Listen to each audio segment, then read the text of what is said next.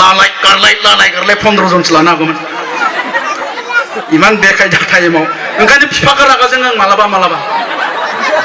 बे आफाया थाब हाबा जायामोनबा आंबो दाबो सेंग्रा जागौमोन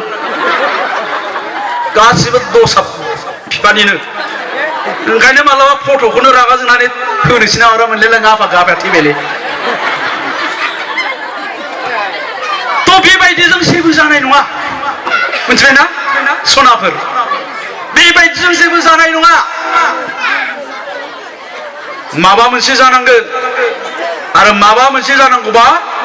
गोसो होना फरायनांगोन आरो गोसो होना फरायाब्ला दिनैनि दिनावथ' बेनोखा बेलेग जेबो गैया गोसो होना फरायाखै माने नों हरसे थाला गिदिंबाय थायो ओजों मेला थांनानै जाबथिङो लोमथिङो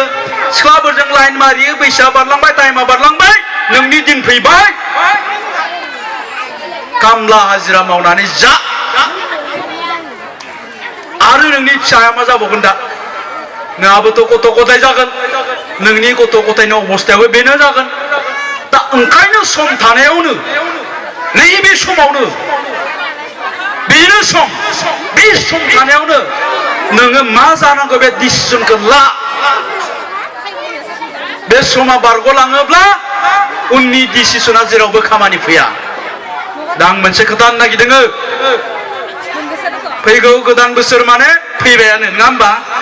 गाबोन समनिया गोदान बोसोरनिफ्राय आङो दा सोलायनो नागिरदों आंखौ आरोबाव खेबसे सोलायबावनो नागिरदों आङो बहुद सोलायबोबाय 2025 सना फैनो थाखाय 10 दिनल'सै आङो थांखि लादों मोनसे 10 दिननि उनाव